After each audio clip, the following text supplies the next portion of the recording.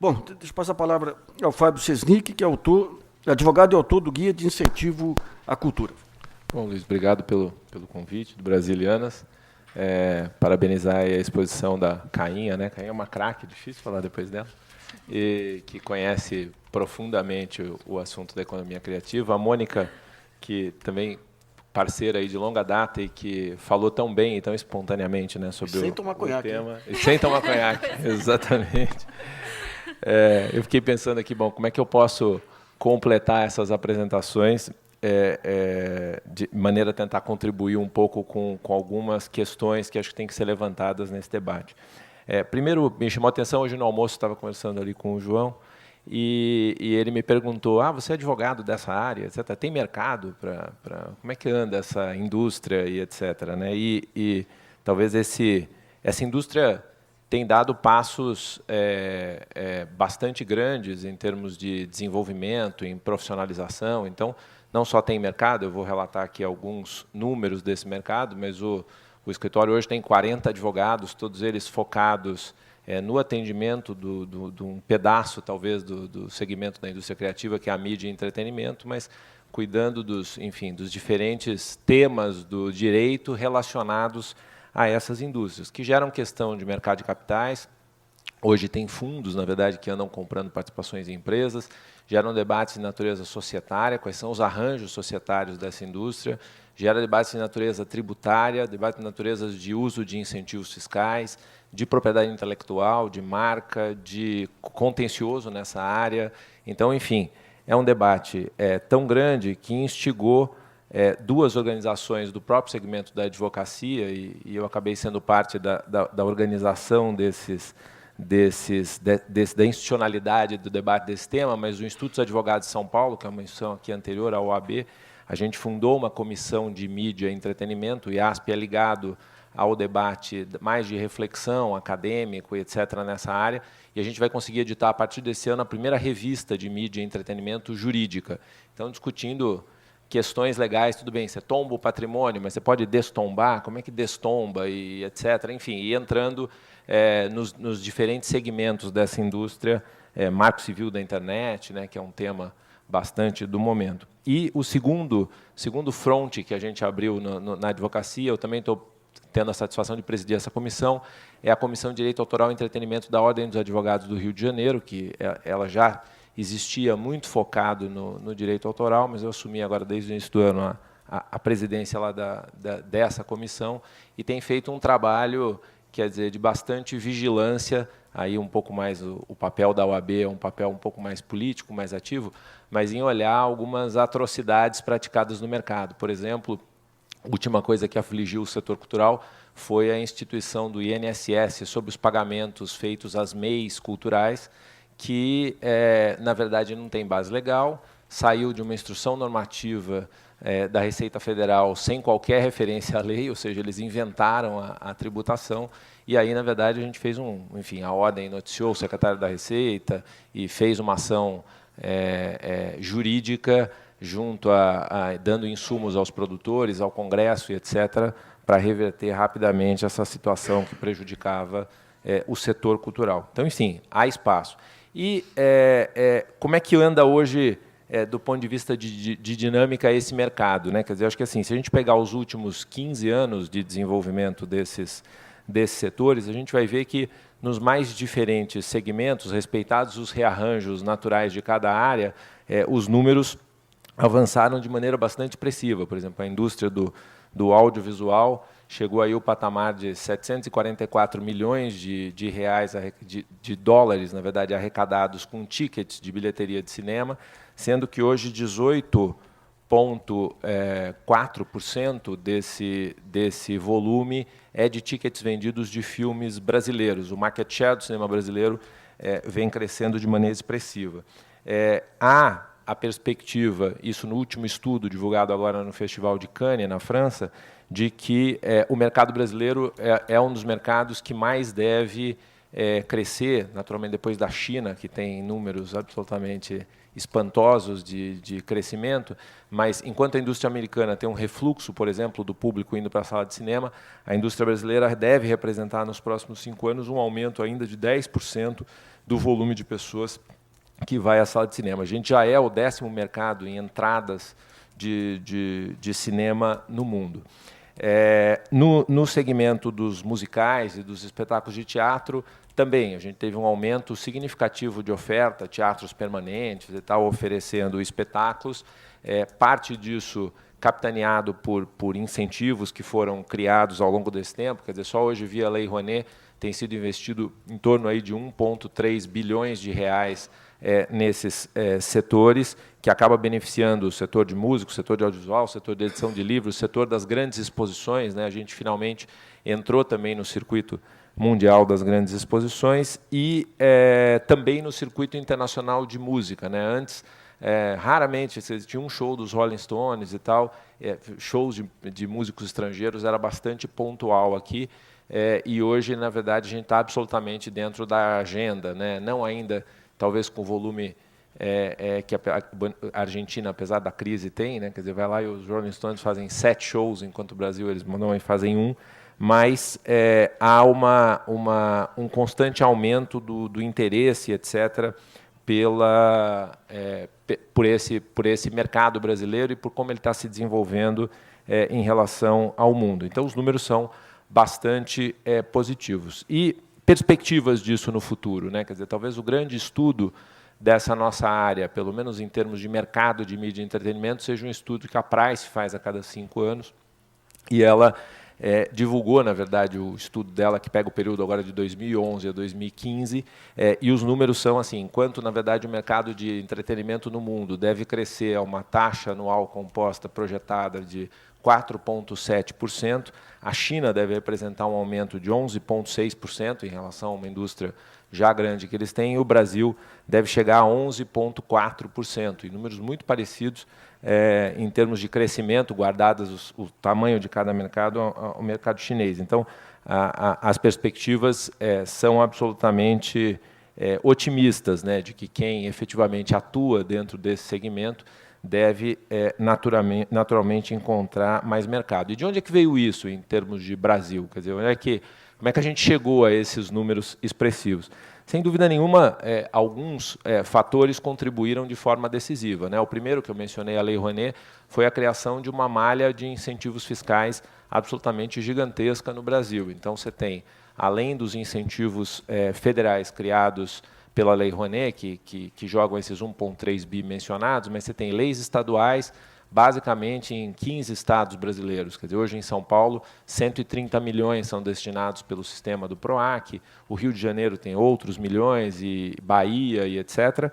Os municípios brasileiros também criaram incentivos locais, que também têm sido um importante indutor do financiamento da atividade cultural. O segundo são, sem dúvida nenhuma, os fundos que foram criados nessas áreas também, né? O Fundo Setorial do Audiovisual tem um papel importante no desenvolvimento da atividade audiovisual, no volume de editais, etc., para que se possa, enfim, a produção audiovisual desenvolver da melhor forma possível. O volume de crédito, quer dizer, não se ouvia falar em crédito à atividade cultural. Claro que ainda esse mercado ainda está engatinhando, mas o BNDES, de fato, tem dado linhas de crédito para produção de filmes, para indústrias do setor cultural, nos mais diferentes segmentos da cadeia, de exibição, de distribuição de filmes, e, de fato, as empresas, por conta do juro bastante competitivo que o BNDES coloca no mercado, têm interesse em buscar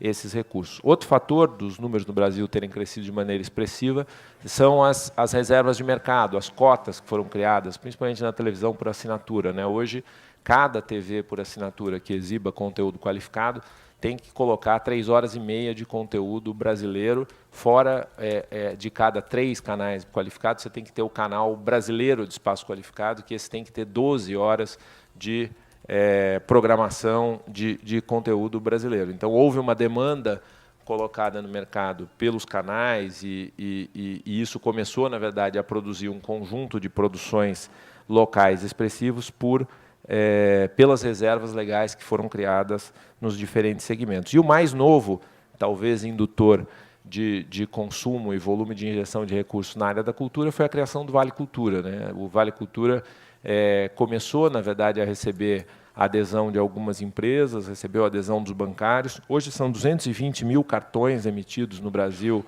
com pessoas com dinheiro consumido. Já foram consumidos 23 milhões de reais em produtos culturais para um programa que, na verdade, começou praticamente 6 meses atrás, né? Então, de fato, a recepção do mercado para isso foi bastante expressiva. É certo que em termos Vale Cultura, vai receber mais dinheiro dessa fonte quem mais rapidamente se adaptar. E, por enquanto, quem mais está adaptado a isso são as bancas de revista, né, vendendo livros, e revistas representam mais ou menos 85% do consumo das pessoas com Vale Cultura. Bom, tendo esse número, esse panorama bastante otimista do cenário, né? Quer dizer, a gente pergunta, bom, bacana, e tudo isso é bom, né? Vamos falar, tem N pontos aqui, cota, incentivo, fundo, essas coisas são boas para o mercado? Sem dúvida nenhuma que são. Quer dizer, a gente conseguiu, talvez, colocar hoje a indústria cultural brasileira dentro, efetivamente, do mapa global, com recursos, na verdade, que chamam a atenção. Quer dizer, você está em qualquer desses eventos, principalmente na indústria do audiovisual, mas da música, do mercado de exposições, e definitivamente as pessoas, poxa, como é que eu acesso o Brasil?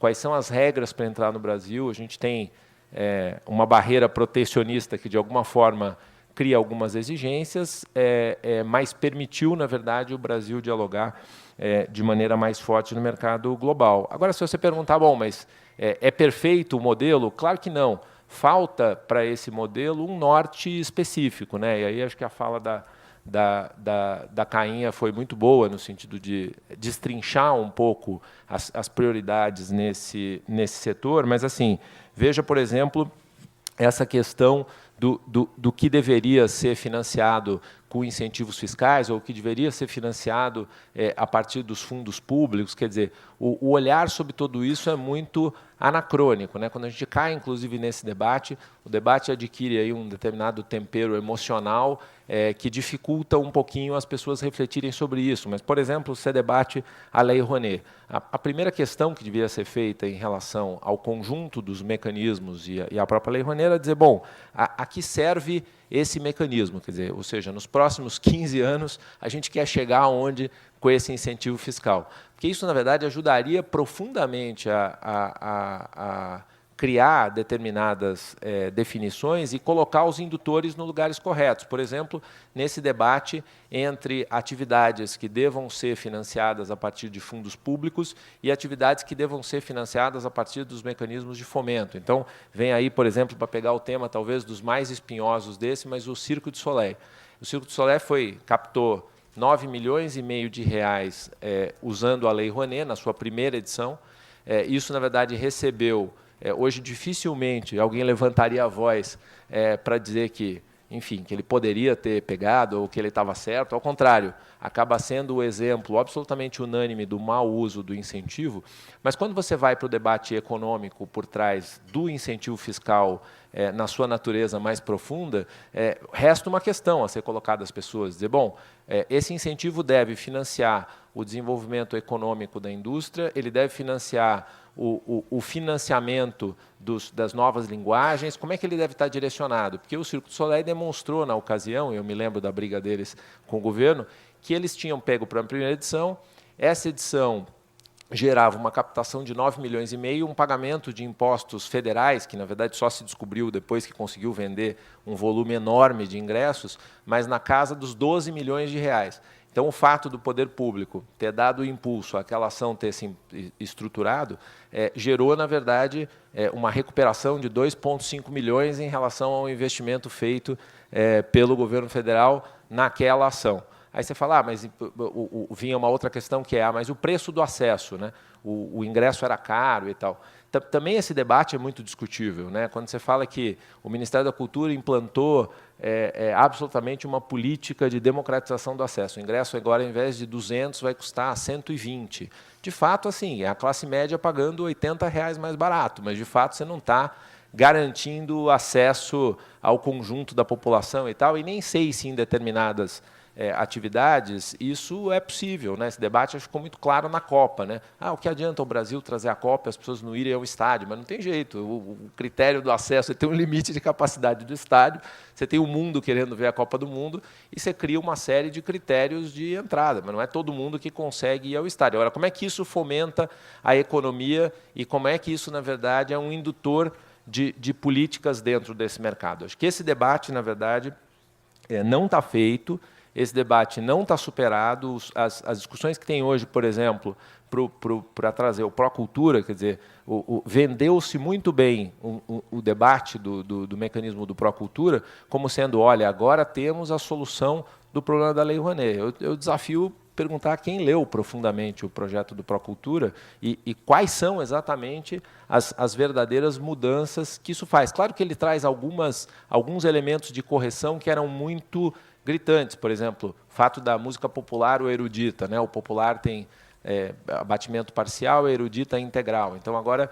os critérios são critérios de atividade fim, se está dando acesso e etc., para conceder ou não o 100%. Mas, assim, alguém já colocou simulações nesses critérios que estão colocados ali para ver se, de fato, tem critérios que são excludentes um e outros? Por exemplo, exportação da cultura. Tem atividades que, enfim, é produzir um disco de um artista aqui, ele nunca vai pontuar naquele critério. Então, de fato, tem que ter uma reflexão mais profunda de como é que você reformula essas políticas de indução, não para que elas acabem, e por isso eu tomo sempre o cuidado de quando conto toda a evolução, dizer assim, não falar mal dos mecanismos, e olha, isso não deveria existir. Não, esses mecanismos são responsáveis pelos números absolutamente incríveis que a gente tem na indústria hoje, mas, de fato, eles poderiam ser muito melhores se essa política tivesse bem direcionada. E deveria se pensar muito bem em como redirecioná-la daqui para frente. É muito difícil, também confesso, fazer esse debate, porque, claro, na medida em que você tira o 100% de uma área ou de outra, setores se comovem, dizendo, poxa, não, imagina, o teatro é o interessado pelo 100%, então não aceita que a história mude daqui para frente. E aí você, de fato, enquanto se discutir isso corporativamente, você vai ter muita dificuldade de estabelecer um novo marco legal para essa atividade no Brasil. Outra questão é a questão da formação. A formação é um princípio dentre as atividades culturais que devem ser uma prioridade na Constituição, mas que, assim, infelizmente, o Brasil não conseguiu desenvolver a contento política de formação para os diferentes setores da cadeia, o que prejudica enormemente e aumenta muito o desperdício de recursos. Por exemplo, a atividade audiovisual. Quer dizer, por que o cinema argentino, de maneira ali tão tímida e pobrezinha em termos de volume de recursos, consegue fazer uma cinematografia muito melhor do que a brasileira, não necessariamente em qualidade do produto ali na tela, porque eventualmente o dinheiro traz uma câmera melhor e traz uma finalização melhor, mas assim, principalmente em termos de roteiro. Roteiro você não faz com dinheiro, roteiro você faz com escola, ou seja, a Argentina tem escolas incríveis de roteiro há muitos anos. A Argentina também desenvolveu uma política onde a venda de tickets, na verdade, de filmes, premia mais o realizador. Então, quer dizer, o realizador, você tem boa formação para fazer um bom filme, e sem roteiro bom não tem filme bom, por mais que roteiro ruim é filme ruim, roteiro bom pode ser filme bom ou filme ruim. Agora, o fato você tem ali, de fato, um bom volume de roteiros e você tem produtores preocupados que esses filmes deem bilheteria para ele conseguir recuperar um pouco mais do resultado econômico. O governo bonifica ele na medida em que ele vende mais ingressos de cinema. Aqui, muito pelo contrário, né? Você tem uma indução à realização e, efetivamente, você não tem... Quer dizer, o que é bom, porque a indústria está aprendendo errando, mas se consomem milhões de reais para fazer um monte de porcaria até a gente conseguir fazer, efetivamente, coisas boas, coisas que possam disputar o mercado internacional. Então, de fato, eu acho que esse olhar sobre como, na verdade, essas coisas podem se desenvolver, ele é fundamental num olhar de futuro, né? Eu acho que tem ainda alguns alertas, não só do poder público, mas do próprio mercado em relação a esse segmento. E aqui eu separei, sei lá, alguns temas específicos, mas, por exemplo, a questão da televisão por assinatura. É ótimo que a gente viva esse otimismo pelo crescimento da indústria de televisão por assinatura no Brasil. O Brasil finalmente abriu o mercado. Hoje a gente tem uma oferta de serviços bastante grande, o que está gerando um volume aumento do número de assinantes. A gente está hoje já em 18 milhões de assinantes, com a curva ascendente, ou seja, cada vez mais a gente tem assinante de televisão por assinatura no Brasil. Mas, assim, a gente estava numa seca nesse segmento, de maneira que isso não pode ser percebido como essa curva sendo ascendente para o resto da vida. Porque se olhar, por exemplo, o mercado americano, onde a TV por assinatura chegou a um determinado ponto, agora em 2012 o mercado americano tinha 100 milhões e 800 mil assinantes de televisão por assinatura, ou seja, 100 milhões e 800 mil casas tinham a ligação da televisão a cabo. Em 2013, esse número já caiu para 99,3, e esse ano a projeção é mais gente desligar, ou seja, você ter 98 milhões de assinantes por assinatura. Isso não é porque a economia americana vá mal, a economia americana, ao contrário, está em recuperação. Isso é simplesmente porque as pessoas estão substituindo a forma de fruir o conteúdo. Então, ou seja, hoje aqui no Brasil, claro, muita gente assina a televisão a cabo porque pega melhor o sinal da televisão aberta, e é uma ótima maneira de você fazer aquele combo com o telefone e tal. Mas essa não é uma projeção lá na frente, quer dizer, com a competitividade, etc., o comportamento disso deve mudar. Outra questão é a questão do vídeo on demand, né, que surge então aí, no caso do mercado americano, com Apple Store, Hulu, Netflix e outros serviços de streaming e de vídeos que você acessa pela internet. No caso do mercado brasileiro, isso começa a crescer, ou seja, o volume de usuários do Netflix, apesar da resistência gigantesca que existe hoje dos meios de comunicação, de maneira geral, ao desenvolvimento de plataformas desse tipo, mas assim, ela está definitivamente mudando o comportamento. E aí você fala, bom, quais são as políticas públicas que estão sendo colocadas em torno disso? Bastante discutíveis. Quer dizer, hoje, se você for seguir a definição que é criada pela agência de cinema, de que o VOD se equipararia ao que eles chamam de outros mercados, o que se pagaria de condecine título para cada filme que é colocado na plataforma de vídeo on demand, tornaria impossível um portal de vídeo on demand ficar no ar. O Netflix não conseguiria, quer dizer, o interesse público aumenta a oferta de filmes, você tem lá 100 mil filmes que você pode assistir a qualquer momento, né? Agora, na medida em que você tem que pagar uma condecine título a cada 5 anos para cada produto que está ali dentro, você praticamente tornou inviável o modelo de negócio do vídeo on demand, que é cobrar baratinho, né, para as indústrias se desenvolverem, você fica com aquele volume de impostos absolutamente acumulados. E aí você pergunta, fala, bom, mas a Condecine é justamente aquilo que financia o fundo setorial do audiovisual e que financia mais produção? Pois esse até é uma realidade assim mesmo que funciona. Agora, calcule em quanto de Condecine título você tem no total de Condecine arrecadada. Quer dizer, hoje o que é pago de Condecine pelas telecoms, pelos canais, gira em torno de quase R$1 bilhão, sendo que desse 1 bilhão, 75 milhões são de Condecine título. Então, assim, não é o principal fonte de arrecadação do volume de Condecine. Então, será que o interesse público não seria ter mais vídeos no vídeo on demand, com uma taxação menor, e isso não seria, na ponta, uma maneira de estimular a produção muito maior do que, efetivamente, enfim, só os incentivos ou só essas outras leis nesse modelo? Então, acho que esses olhares têm que estar muito atentos. E, por fim, a questão do crowdfunding, né, que também tem sido, no caso do mercado americano, genial, né? Você fica acompanhando aquele monte de gente desenvolvendo um monte de coisa diferente, e tal, que é bacanésimo. Agora, 15 dias atrás, eu investi num cara lá, Cinex, ele está fazendo uma máquina que você tira chopp num negócio e bota ali na máquina e não sei o que, para ficar pronto em abril do ano que vem. Mas a tecnologia é genial e é bacana você participar do processo criativo.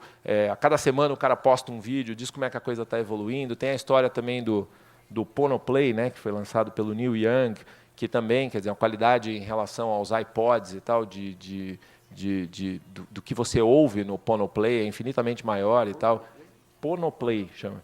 É um aparelho tipo um iPod, só que com a qualidade de cada faixas que estão colocadas ali são infinitamente melhores do que a compressão que é feita hoje nas músicas convencionais. E ali você, enfim, os primeiros Ponoplays que foram vendidos, foram alguns deles vendidos assinados por artistas e tal, enfim, pessoas que estivessem buscando mais qualidade sonora na música e tal, e o produto é um sucesso. Estão entregando os primeiros agora no final do ano. Mas eu acho que definitivamente isso também é outra coisa a ser olhada, do ponto de vista de indução de políticas públicas, falar, bom, como é que a gente cria vetores para desenvolvimento desses segmentos todos que devem se desenhar aí como futuro dessa indústria de maneira mais ampla, né? Então, enfim, só feita essa fala para a gente debater aí os temas. Obrigado.